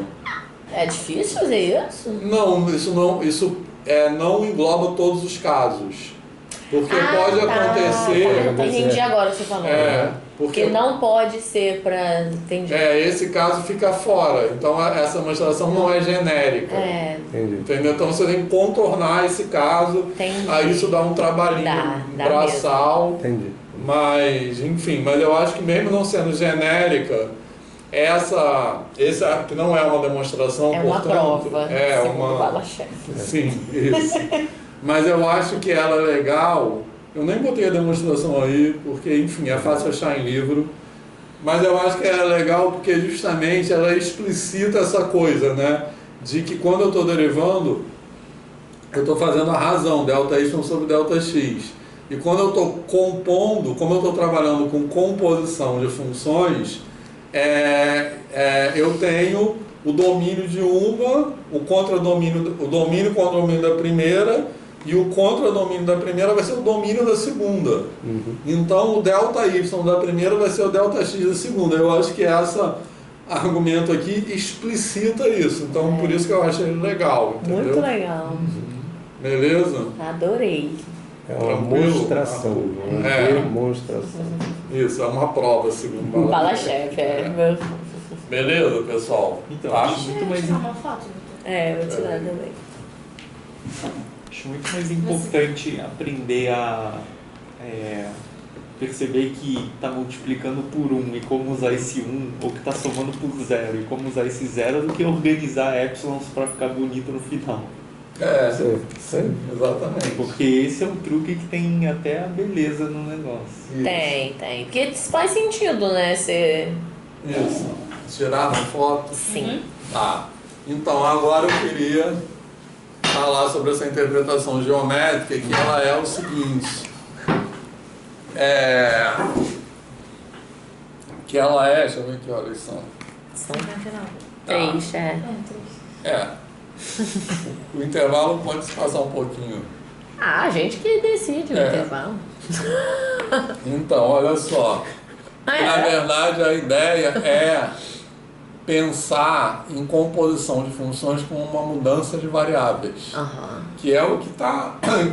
Que aí eu já estou fazendo isso, né? Porque A variável da f é o y. Isso. Então é como se eu estivesse introduzindo uma nova variável, beleza? Então vou pensar nisso geometricamente, Tá. tranquilo? Ok. E aí tem até uns exercícios aqui que são... que eu vou até pular, porque tem um que sendo logaritmo, que o Arthur vai pirar com esse. Eu vou deixar para fazer, eu também piro com esse. Mas depois eu falo, eu vou mostrar esse negócio e depois eu falo sobre esse aqui. Não, exponencial do seno. Não, mas depois tem esse. Legal também. Então eu vou falar bem rápido. Bonita essa onda, né? Porque na verdade, o argumento que eu estou fazendo, que eu quero mostrar com esse exemplo, porque regra da cadeia tem regra para derivar a função composta, né? Então eu quero, como eu vou usar essa ideia de mudança de variável, é importante pensar nos efeitos geométricos, né? Então o que eu quero dizer? Que até nem sei se hoje no ensino médio se fala de função composta, né? Fala. Infelizmente, só os professores que querem falar. O Daniel fala, né? Não. Vou comer isso aqui. Nem injetividade, subjetividade. Ó, eu chegava ao cumo de estar no programa, quando estava, né? Já tiraram. Composta inversa. E a inversa era trocar y por x, x por y, querido. Mas eu aprendi assim, sem trabalhar. A função tem que ser objetiva, né? Pô, cara, trocar y por x, x por y. Eu aprendi assim no ensino médio também, mas teve Eu uma não explicação. eu não trabalho mais com o primeiro ano, mas o Daniel faz questão de continuar. Esse ano ele pegou dois terceiros anos para que a gente trabalhe com a mesma turma. Primeira vez no que eu consigo dividir turma com o Daniel. Legal. Né? Então a gente está bolando até um projeto lá, depois eu até converso com você. Mas ele nunca quer largar o primeiro ano por causa disso. E aí as turmas que ele trabalha no primeiro ano vem com uma mente completamente aberta. Entendeu? Pô, como eu falei, ele está trabalhando a trigonometria com coordenadas polares. E os moleques, cara, aí dão um show. Eu já cheguei, eu me intrometo quando eu tenho tempo vago e ele está dando aula, eu entro e fico assistindo aula. Aí ele quer mostrar que as turmas são não sei o quê, aí fica, e aí gente, pá, pô, e as turmas, sabe, que coisa legal. Quando ele dá funções, ele tem trabalhado a coisa da noção de limite, a noção de derivada, entendeu? Sabe? Conversando com a galera. E dá. Então, Claro que dá. Eu lembro desse negócio de trocar X com Y. É uma experiência que eu lembro. Porque o que aconteceu? Eu tive professores bons de matemática no Fundamental 2. Aí quando eu entrei no Cefet, aí no primeiro ano eu tive uma professora muito boa, chamada Vânia Moreno, até hoje me lembro. Aí no segundo, no terceiro, principalmente no segundo, eu tive um professor muito ruim. E no terceiro eu tive um que era até bom, mas ele meio que não queria nada. Ele dava uma aula toda desleixada, assim. Mas esse no segundo, eu lembro que ele ensinou isso. Só que até então, no primeiro ano, eu só tinha tido professores bons. Então eu já gostava, o meu gosto por matemática já estava inabalável, digamos assim. O meu foi assim. E aí quando ele falou isso, eu lembro de eu pensando assim, a função inversa é trocar x por y. Aí eu falei, não é possível que seja isso. Aí eu falei, não é isso. Aí eu fui estudar por mim mesmo o que era a função inversa, entendeu? Eu já tinha uma visão crítica formada de, assim, duvidar de uma coisa absurda. Não, e trabalhar coisa de grau. Que as pessoas você nunca nem viu isso. Função inversa como se fosse... Só isso. Primeiro, você está limitando função, a equaçãozinha da função, aquela... Você tem assim, ó. Y igual a 2x mais 3. Y é igual a 2x. Pode. Y igual a 2x, escreve aí. Y igual a 2x mais 3. Qual é a função inversa disso? Vamos calcular a inversa. Bota x igual... X igual 2y mais 3. E isola. Aí você isola o y, porque o y sempre tem que ser o que será a está inversa da isolado. função acima. Mas essa Gostamos, função querido. inversa é isso. É isso. Não, função inversa é isso. Aí o Daniel trabalha muito aquela coisa também Todo de, assim, desfazer. Aham. Então, poxa, e os alunos gostam dessa coisa. O que essa função está fazendo? Aham. Né? Ela está dobrando x e somando 3. Então, se a gente quer retornar ao ponto de origem, o que a gente vai fazer? Aham. Tira 3, divide por 2. E aí os alunos vão, assim, funções um pouco mais fáceis, Claro. mas antes ele já trabalhou em jetiva, sobrejetivo, objetivo. Mas entendeu? então, função composta é trabalhar também muitas vezes assim, você bota uma dentro da outra, a mesma coisa. Mas é só isso também. Então, esses exercícios, esses exemplos aqui são meio para evidenciar os efeitos, as propriedades, assim, como o aspecto gráfico da função composta é determinado por propriedades das funções originais, né, assim. Então, esse aí eu estou compondo, isso aí, exponencial com seno, né. Então, o que acontece? A gente pode explorar algumas coisas. Como eu estou compondo, como é exponencial do seno, e o seno é periódico, ela será periódica, porque o seno é periódico. Então, qualquer coisa que eu calcular sobre o seno vai preservar a periodicidade do seno, entendeu? Então, é só exemplos de algumas explorações. Então, o máximo e o mínimo dela, né, assim, que é quando o seno vale 0, então vai ficar 1, o seno, e quando o seno vale 1 vai ficar exponencial, então o contradomínio dela é entre 0 e beleza? Algumas coisas assim, tranquilo? E aí comparar com essa aqui que é ao contrário, é seno da exponencial. Então essa já perde a periodicidade, porque como o seno está fora, a exponencial está variando dentro, beleza? E aí tem a coisa também de que aqui a oscilação dela vai se intensificando, porque a exponencial está crescendo mais rápido, né? Então o que determina essa que não é periodicidade, né? Uma oscilação, é a exponencial, então esse tipo de propriedade.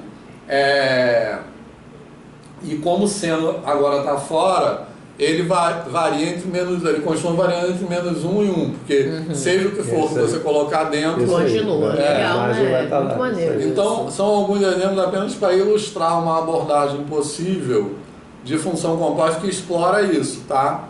Essas relações. E é legal ver aí a limitação computacional, né? E olha como fica, porque ele vai para infinito tão rápido exponencial que no desenho só fica um colorido ali no final. Fica um borrão, né? Um borrão. Essa foi minha tese de doutorado, explorar as limitações computacionais. Depois eu vou mostrar as coisas os exemplos que eu fiz. Mas você vê, você tá falando de uma coisa extremamente legal de falar de função composta, tudo, mas não se explora nem a história, né, das inversas serem chamadas assim, porque é composta da identidade, a identidade é como se fosse um elemento neutro, né, da composição, quer dizer, que aí dá uma noção mais geral do que é inverso multiplicativo, inverso aditivo. Ninguém explora nada, ninguém faz mais nada disso, mas não faz mesmo, Arthur, não faz.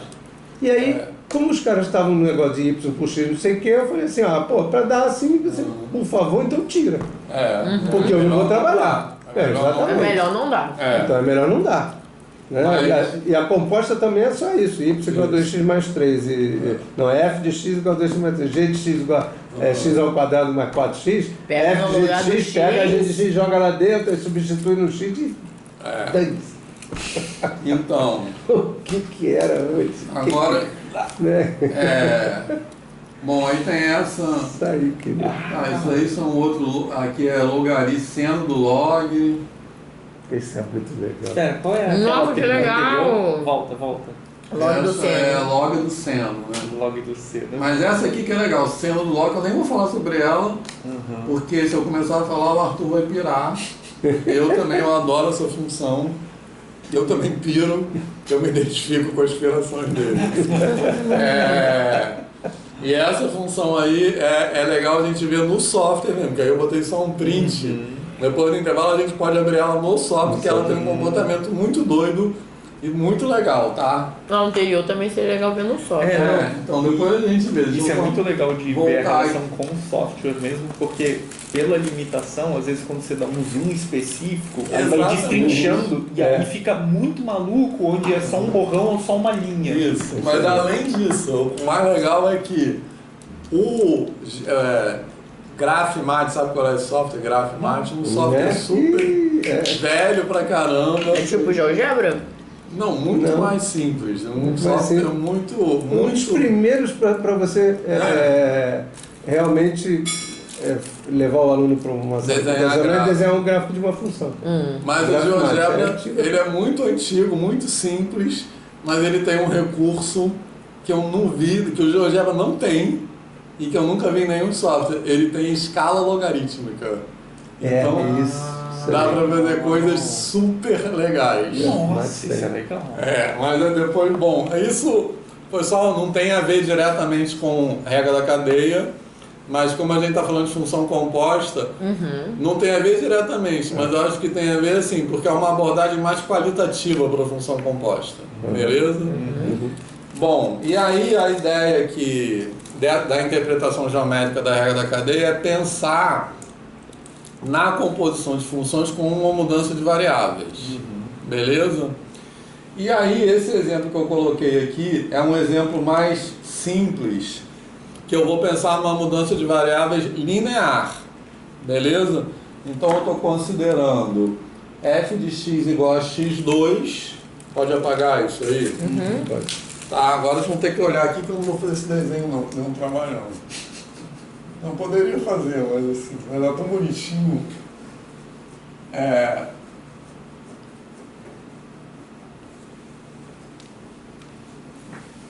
Eles ainda não conseguiram fazer você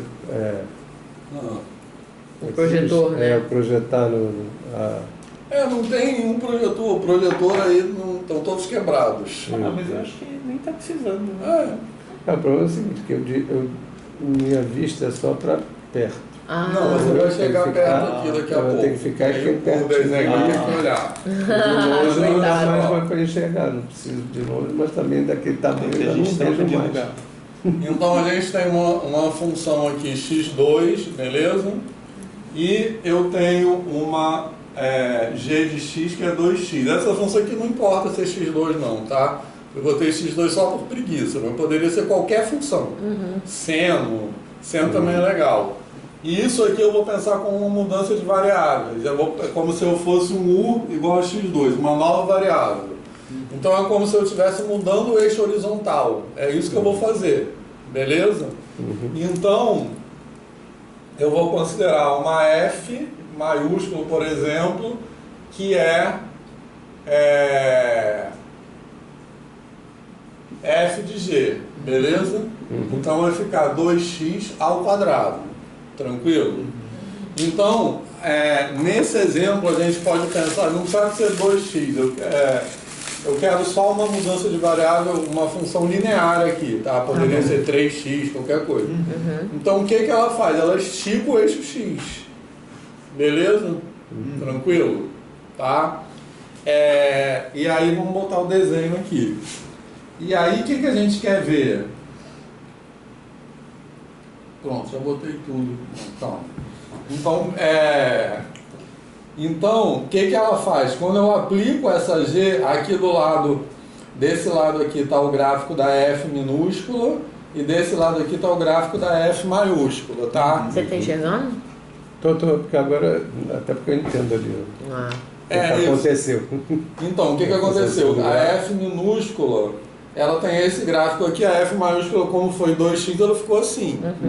Tranquilo? Quando eu aplico aquilo ali, ela faz assim, tá? E eu quero ver, o que é a regra da cadeia? Eu quero ver a derivada da Fzão, porque é como se a Fzão tivesse uma nova variável U. Mas eu quero ver a derivada da Fzão em relação à variável x, que é a variável original, beleza? Por isso que eu estou pensando assim, que essa mudança de variáveis, geometricamente, ela corresponde a um esticamento, né, do eixo horizontal, beleza?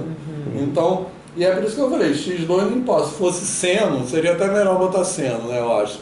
Porque seno de 2x é o quê? Ele vai ficar mais assim. Assim. Beleza? Acho que no seno até para ver melhor. Acho também. Tranquilo? Então, o que eu quero ver? Eu quero ver a relação, aí apareceu as retas tangentes aqui, tá? A relação entre a inclinação da reta tangente de uma com a reta tangente da outra. Então, essa reta tangente aqui está 2 vezes mais inclinada que a outra. Por quê? Porque multiplicou por 2. Tá? Então, eu posso até desenhar o triangulinho aqui, que está desenhado ali, né? Na verdade, você tem a mesma altura, o mesmo cateto, para calcular a inclinação, né? O mesmo cateto vertical com cateto horizontal, que é 2 vezes menor. Então, ela está 2 vezes mais inclinada. Beleza?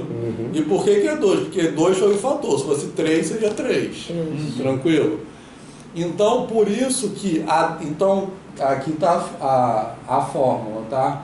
Então, por isso que a derivada que eu botei no ponto 1, mas é um ponto arbitrário. O mesmo raciocínio funcionaria para qualquer ponto. Beleza? Então, por que você multiplica por 2? Porque esse 2 é um fator de deformação nessa mudança de variáveis. Então, essa função composta aqui, quando você aplica esse 2x dentro do parênteses, ela fica 2 vezes mais inclinada que o outro. Beleza? Tranquilo? Então, por isso que a derivada da fzão é 2 vezes a derivada da fzinho. Tranquilo? Muito legal ver isso assim. Mas calma que é só o começo. Mas fez sentido isso? Fez. Fez sentido? Então, na verdade, vocês identificaram isso com a regra da cadeia? Porque a gente está vendo, a gente está dizendo que Totalmente. a derivada da fzão é 2 vezes a derivada da fzinho. E esse 2 aqui é a derivada da g. Isso. Beleza, pessoal? Tranquilo, né? Que x0. Seria de g de x. Não, aqui de x. De g de x. E aqui é a derivada da g, tá? G de x porque, de um lado, eu tenho o ponto 1, ele corresponde ao ponto 2 do lado de cá, tá. Beleza? Okay. Então, quer dizer, o x muda porque você está contraindo o eixo x. Beleza, pessoal? Tranquilo? Sim. Então, na verdade, aqui eu tenho uma interpretação geométrica para a regra da cadeia. Então, essa pergunta do Ivo, né? Que é colega dele, inclusive, que eu sou do Pedro II. A pergunta do Ivo, por que quando você deriva uma função composta, você multiplica pela derivada de dentro? Porque, pensando no caso particular, quando a de dentro é linear, tá? Porque quando você aplica uma função linear, você está contraindo ou esticando o eixo x. Então, essa multiplicação é o fator de esticamento. Que legal. Beleza? Por isso que você multiplica. E ela é a derivada de dentro, esse fator de esticamento. Fez sentido isso? Só quando é linear. Exatamente, agora que são elas. E se ela não for linear? Beleza, pessoal, mas até aqui tudo bem. Linear foi. Tá. Se ela não for linear, significa que eu posso continuar pensando como mudança de variáveis, só que essa deformação que a mudança de variáveis provoca no plano não é homogênea. Entendeu? É isso que significa quando ela não é linear. Porque aqui ela é homogênea, ela contrai tudo numa razão 2 vezes no plano inteiro, horizontalmente. E aí vamos passar para o GeoGebra. E aí eu fiz essa tela GeoGebra muito maneira que... Meu Deus. Calma aí.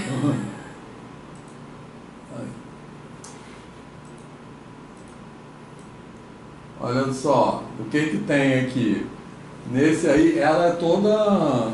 Ela tá lá também no Google Classroom e vocês podem baixar E vocês podem escolher as coisas. Vocês podem, aqui eu botei a função f, a função de f é seno, beleza? Ok. E a função f está desenhada nessa pontilhada aqui. A pontilhada é F. Pontilhado azul. Ah, tá. Pontilhada azul é a f original. original. Ok. E aí a mudança de variáveis que eu coloquei, que seria a g, que aqui eu chamei de u, né, mas seria g, é x2, Ok. beleza? E esse gráfico roxinho é a composta, Ok. é a nova função, que é o seno, no caso seria seno de x2. Isso. Então, primeira coisa é observar que a aplicação dessa mudança de variável provoca uma deformação no seno, só que não é uma deformação homogênea. Beleza? Mas é legal ver que a simetria da função U Porque a espelha função, aí isso, porque a função x2 é par, né? Então ela fica simétrica, né? Porque menos x, Aham. x ao quadrado é igual a menos x ao quadrado. Então ela fica simétrica em relação a esse x. Que E, legal. e ela fica Gente. mais apertada aqui, porque quanto x tende a mais infinito ou a menos infinito, o x2 vai crescendo mais rápido. Que legal, Então isso se né? reflete numa oscilação mais acentuada. Ai, que lindo! E aí a regra da cadeia é a mesma coisa. Só que a derivada do de dentro não é constante. Então qual é o papel da derivada do de dentro? A derivada de dentro é esse fator de esticamento. Só que ele não é constante. Então a de dentro que eu coloquei aí é x2. Então qual é o fator de esticamento? É 2x. 2x. Só que ele vai ser maior para cá e menor aqui. Que boa explicação. Maneiro. E aí Nossa! E aí tem aqui as duas a retas tangentes. composta, as funções, quem está fora, quem está dentro, e a função das derivadas, né? Quando você faz a regra da cadeia. Isso. Né? No E aí gráfico. tem as duas retas tangentes aqui, a reta tangente azul e a reta tangente roxinha, que é E aí a reta tangente vai variar a inclinação de acordo com o ponto, mais Isso. pra cá vai ficar menos inclinado, mais pra cá vai ficar mais inclinado. Isso aí. Com a diferença de Quer 2x. dizer, Caraca, que maneiro! o fator, a relação, porque você tem duas retas tangentes, tá? Uma reta tangente da F e uma reta tangente da composta. Isso. O fator de mudança das inclinações, beleza? Vai ficar maior se tiver mais para lá e menor se tiver mais para cá. Beleza? Então a diferença não é a diferença, né? É o fator É o mesmo. fator. É a razão entre as inclinações. Vai ficar, por isso que é 2x, que é a derivada. porque esse Considerando o 2x mesmo ponto. Que legal. Esse 2x expressa o crescimento da U, né? Do Diferente G. daquela que era constante, porque agora não. Isso. Né? Por isso que é importante começar por esse exemplo. Sem exemplo, você não entende isso aqui. Mas agora que a gente entendeu esse, nossa. Isso, então é f de g. Só que qual é a diferença? Se a g é linear, então o efeito geométrico é homogêneo. Se ela não é linear, não é homogêneo. Então por isso que você multiplica pela derivada da g, porque a Derivada da g expressa o crescimento, a variação, crescimento não, a variação, crescimento que pode não ser crescente, a variação dessa mudança de variação. Então, o quanto ela, ou seja, o que a derivada da g expressa? O quanto essa deformação deforma mais ou menos. Mais ou menos. Então, para cá ela deforma mais, para cá ela deforma menos. Meu Deus. Minha cabeça agora tá uma alegria sem fim. Muito maneiro. Então, regra da cadeia como vocês nunca viram.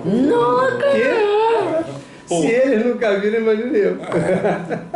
Eu adorei ver isso pensando como uma mudança de variável. Isso. Assim, sabe por que essa explicação é muito boa?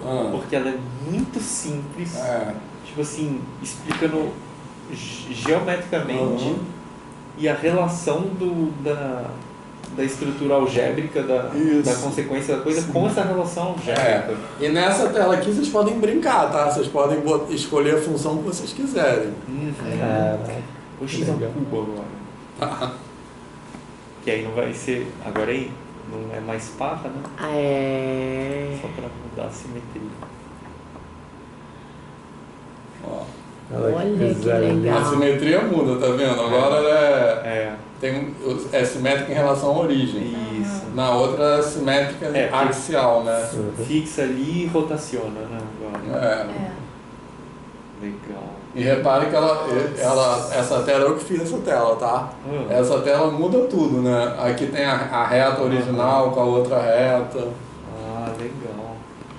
Você pode escolher o ponto também, porque É. aqui eu tô colocando, tem um lugar aí, Ah, você porque colocou tá ali π sobre 2. π sobre 2, é porque o gráfico tá em cima, aí ela mostra a função, ela mostra aqui, ó, a derivada da função composta, Que legal. enfim, mostra um monte de coisa. E o fator agora é 3x ao quadrado. Isso. Caraca, que loucura. Que é o que vai Caramba, fazer, né? Isso aí. E isso tudo foi por causa da pergunta do Ivo. Que Que maravilha. ele perguntou, eu não Ótimo, entendo pergunta. por que multiplica. Aí eu falei, pô, é Ou mesmo. seja, Vou pensar. como é importante Ouvir ter as perguntas dos alunos. Ai, usa isso pro artigo de vocês. Da matemática problematizada. Então, tá lá no Google Classroom. E aí, então, uma função composta a gente pode ser interpretada como mudança de variáveis. Aí tá dando até difícil de ver a derivada Qual? da roxa. Ah, não, agora eu tô vendo. É porque tá em cima, né? Cadê? Aqui. Entendi. Aqui é a derivada da roxa no ponto, tá? No ponto. Que é só o valor que aparece, menos... Pô, muito. Não, e sabe. Que eu... Ah, desculpa. Fala. Não, é que eu tô pensando aqui que vai ser muito bom depois, porque tem um outro livro também que eu vou compartilhar. Ótimo. Que é muito legal também, eu estava lendo a introdução e ele dá uma introdução muito boa falando, tipo, eu quero calcular uma integral num certo domínio. E aí eu pego uma certa região dele, tipo uma curva. E aí como que a gente faz isso? A gente parametriza essa curva e aí você calcula na composição. Aí ele faz uma discussão toda mostrando assim, digamos que uma outra pessoa pegue uma outra parametrização. E aí vamos computar para ver. Aí dá valores diferentes. Ele fala, ué, mas por que dá valores diferentes? Vamos pensar o que está acontecendo. E ele meio que, nisso, ele mostra por que vai ter que aparecer a jacobiana, falando assim, em Eu ia falar retrospecto. disso agora. Então, porque tem tudo a ver. Exatamente. Porque você já está problematizando exatamente isso, só que num nível muito elementar. Exatamente. Nossa, muito bom, Vitor. Parabéns. Isso. Então, mas antes de falar que eu ia falar do jacobiano mesmo, mas antes de falar do Muito bom. jacobiano, Vou até Porque- comer um touro salgadinho. porque o que é? Jacobiano é um determinante, né, que você usa para fazer mudança de variáveis de integral múltipla. Não sei se vocês estudaram isso. Não, né? Mas enfim. É aquele negocinho JK? É isso? Não, acho que não. Não, mas calma, mas antes de integral múltipla, integral simples mesmo, tá? Porque quando você faz aquela chamada substituição simples, o que é aquilo? Aquilo é uma mudança de variáveis. Sim. E por quê? Porque a substituição simples, que é chamada substituição simples, né? Você está tentando calcular uma primitiva, que eu não gosto nem de chamar de integral, porque para mim integral é um número. É a primitiva, né? A antiderivada. Você está calculando... Que é o bafafá do negócio. Você está calculando uma antiderivada de uma derivada que veio da regra da cadeia. Então aquilo é tentar, aquela substituição simples é tentar reverter a regra da cadeia. Então por isso que aparece aquele DU lá, que é esse fator de compensação. Se for, mas depois, Pra voltar pro Pra mesmo lugar voltar. que tava, né? Que Isso. agora, por exemplo, tipo... é isso ao contrário, é a volta disso. Legal, E né? quando for integral múltipla, aí que a gente vai falar disso ainda, a derivada vira uma matriz. E aí o fator de compensação é o determinante dessa matriz, que é o chamado determinante jacobiano. E por que é o determinante? Primeiro porque a matriz derivada é a matriz que faz essa mudança, e o determinante, aí tem que entender o que é derivada e o que é determinante. O que é o determinante? Determinante é uma razão entre áreas de uma transformação linear. Mas que é, você tem uma... Que também a gente não aprende isso em lugar nenhum. Não, eu não. Esse meu negócio de álgebra linear, de transformação linear, com negócio de matriz determinante, foi horrível. Eu nem tive álgebra linear Entendi, na faculdade. na verdade não entendi não Eu tive tive. geometria Muito analítica, eu não tive determinante, álgebra linear. Não tive isso. Se Eu você... sei que existe, Nada. mas não sei. Então, se você aplica o determinante numa transformação linear... O número determinante? Não, você tem uma transformação linear, uma transformação do R2 em R2. Por exemplo, que é uma matriz 2x2. Tá. A gente pode falar isso aqui também depois, tá? Uma matriz 2x2 é uma transformação linear do R2 no R2. Tá bom. O determinante dessa transformação, dessa matriz, aquele númerozinho que a gente Isso, o número. calcula, Uhum. geometricamente ele significa o quanto essa transformação linear muda áreas. Então, por exemplo, se o determinante é 2, significa que ela muda a área de um quadradinho, ela multiplica por 2. Olha, não sabia isso não. Porque pega tipo no plano assim, dois vetores. E aí a transformação linear vai levar um vetor em um e outro em outro. Isso. E aí você pensa Tipo no paralelogramo. rotação. Isso, Mas um exemplo assim, posso- homotetia. Homotetia que multiplica... Isso, porque Por exemplo, multiplica o eixo x por 2 e o eixo y por 2. Então ela transforma um quadradinho unitário num quadradinho 2 por 2. Aí o determinante é 4. Porque multiplicou por 2 aqui e por 2 aqui. Tipo, a transformação, você pega os vetores da base canônica, tipo esse aqui o 1, 0 e aqui o 0, 1. E aí você aplica essa transformação de R2 em R2 e aí você vê onde esses caras são levados. E aí digamos que esse é levado nesse e esse é levado nesse. Aqui eu tenho um quadrado de área 1 e aí aqui eu vou ter um paralelogramo com um outro fator. E aí esse fator... O determinante quem diz. Determinante aqui. Entendi agora. Então, por isso que tem esse determinante jacobiano que faz a compensação da Então, essa explicação aqui desse cara é muito boa. Depois eu vou mandar para vocês, porque ele faz a conta, eu achei muito legal isso dele falando. Ele pega como exemplo, ele pega a função de R2 em R2, f de xy igual a y ao quadrado. É de R2 em R2. Aí ele quer pegar como domínio essa parte aqui do círculo. E aí eu quero calcular a integral aqui. Aí ele parametriza isso aqui. Aí ele parametriza isso de dois jeitos. Um sendo tipo a raiz de 1 menos a ao quadrado. Isso. Faz sentido. E o outro é cosseno de θ, seno de θ. E aí ele primeiro fala assim, vamos calcular direto, intuitivamente, entre menos 1 e 1. E aí ele usa a parametrização e calcula, e aí se ele calcula direto assim, dessa maneira ingênua, dão valores diferentes à integral. Aí ele fala, mas se cada um escolhe a sua própria parametrização, não deveria dar diferente. O que está acontecendo que está dando diferente?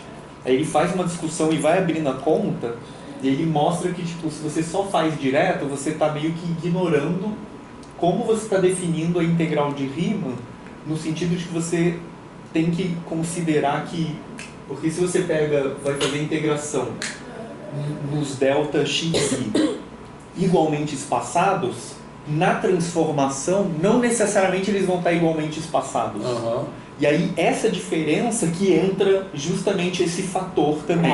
Isso. E aí ele faz essa discussão com esse caso bem simples, e aí abre a conta assim que nem o Vitor abriu ali, e fica muito claro de ver E tem isso. tudo a ver com isso aqui. Tudo.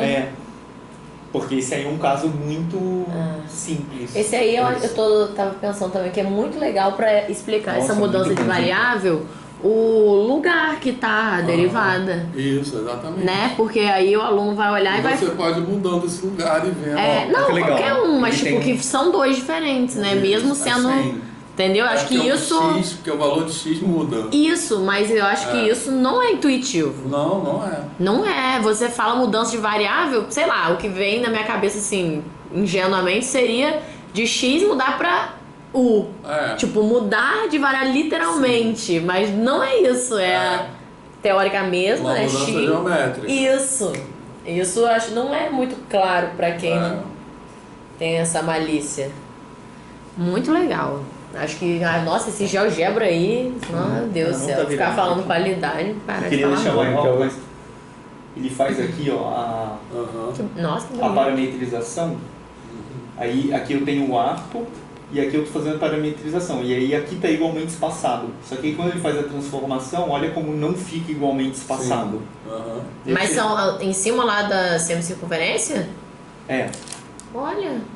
Porque aqui você está pegando igualmente espaçado os caras Porque tá do que é o parâmetro que você vai tomar. Só que aí quando você leva pela função no outro lugar, não necessariamente ele vai ser igualmente espaçado nesse outro espaço que você está. Legal. E aí esse fator de diferença que é justamente esse Aquilo fator ali. que a gente Isso está aí. falando. Muito legal. Esse é um exemplo muito bom também. Agora, proponho que a gente vá tomar um café. Tô precisando de um Porque na cafezinho. volta eu vou mostrar aquele lugaríssimo que o Arthur vai amar. Tá bom. Eu adoro lugaríssimo.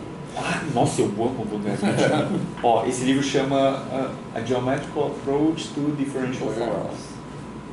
Eu gosto dessas coisas assim, geométricas. Sim. Eu gosto, eu acho que ajuda muito a entender. Então vamos desligar aí, por favor. Vamos. Ixi, aqui, né?